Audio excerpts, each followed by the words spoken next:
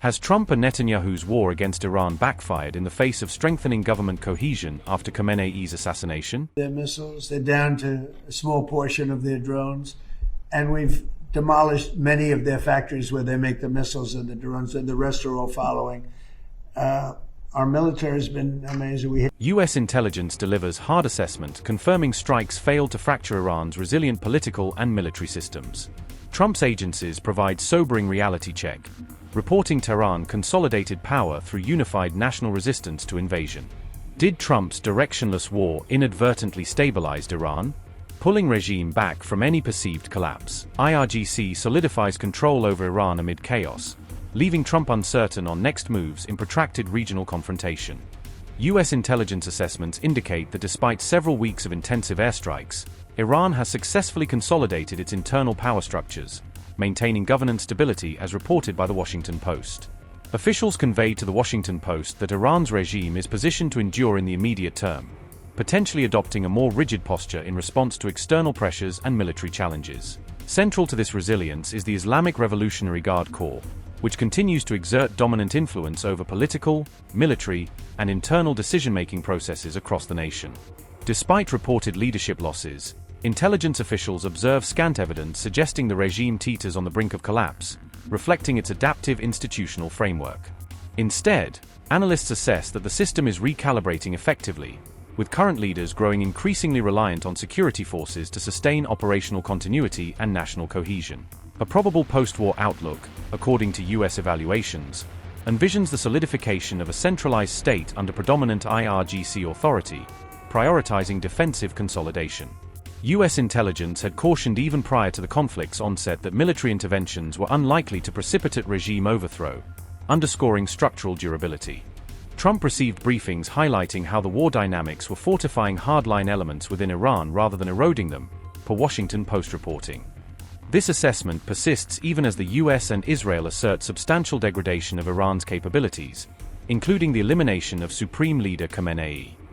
Mr. President, you say you're doing a job for the rest of the world. In your conversations with your counterparts, are they thanking you? What are their conversations like when you talk about this military conflict that's taking place in Iran?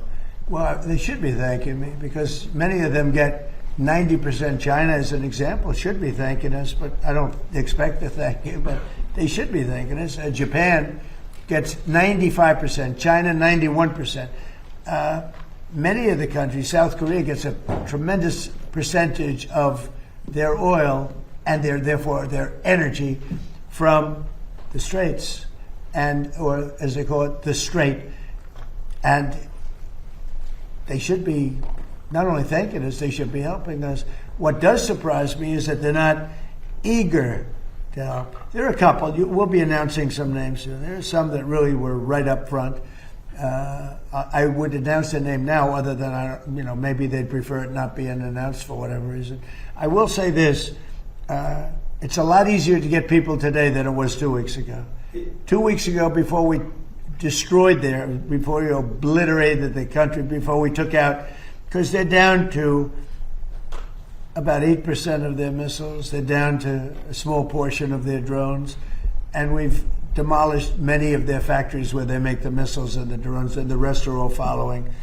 Our military has been amazing. We hit Karg Island, took out every single thing in Karg Island except one thing. We left the pipes, because if we take out the pipes, it takes a long time to build them. And at some point, something is going to happen that's positive with respect to those pipes. But there are some countries that greatly disappointed me. And I'm the one that got them to pay from 2% to 5% of GDP, NATO. And I get along great with those countries in NATO, but I always said, the problem with NATO is we'll always be there for them, but they'll never be there for us. And when I hear the UK, which was sort of considered the Rolls-Royce of allies, right? When you say they were the oldest and they were going to be there. And I say it would be really helpful if you'd send over a couple of ships, and if you have some minesweepers, which they do, be very helpful. And the Prime Minister is a nice man. I think he's a very nice guy. He says, well, I'd like to ask my team. I said, you don't have to worry about a team. You don't have a team. You're the Prime Minister. You can make a decision. Well, I have to speak to my people. I said, you don't have to speak to anybody. So it was very disappointing. And then after we obliterated them, destroyed their military, the whole thing, and it became a much safer zone, he said, we're going to send over 2 aircraft carriers. I said, I don't want them anymore. I don't want them after we win. I want them before we start. I don't need your aircraft carriers after we've already won. We spend trillions and trillions of dollars on NATO to defend other countries. And I always said, but if it ever comes time to defend us, they're not going to be there. Many of them would not be there. And we're going to have to start thinking more wisely in this country. Some have been very good. 1 or 2 have been great. I'll tell you who the great ones are at the right time. But there have been some that were right up there, Peter. They were right up there. They wanted to do it so much.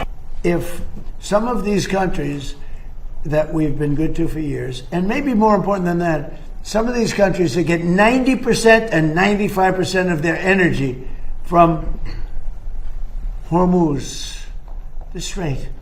Hormuz, a famous, wonderful, beautiful place, but you wouldn't want to be necessarily sailing a boat there right now. I would not. Okay, you know why? Not because of them, because of us. Because we've taken out their entire navy. We've taken out every one of their drone. They call it a drone layer, a mine layer.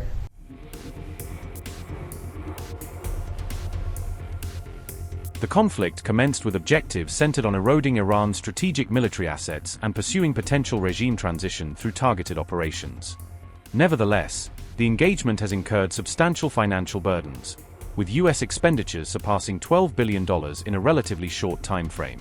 This expenditure figure emerged from comments by Kevin Hassett during his appearance on CBS's Face the Nation, detailing the mounting fiscal commitments.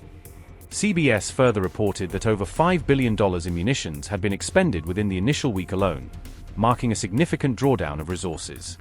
Hassett refrained from contesting the projection but maintained that the broader economic repercussions remained within manageable parameters for the U.S. economy. The analyst posited that financial markets had preemptively factored in prospective declines in energy prices following any de-escalation of hostilities. Hassett additionally contended that disruptions in the Strait of Hormuz would disproportionately burden oil-importing nations compared to the relatively self-sufficient United States.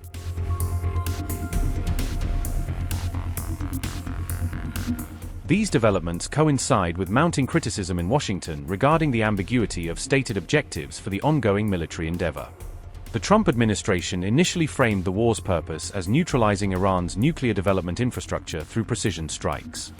Subsequently, the stated aims evolved to encompass dismantling missile production capacities and posing credible threats to Iranian oil facilities. Meanwhile, the IDF contemplates extending operations within Iran for 3 additional weeks as the confrontation shows no immediate signs of resolution. As initial war objectives appear increasingly unattainable, Trump expressed visible frustration following rebuffs from allies on collaborative Strait of Hormuz initiatives.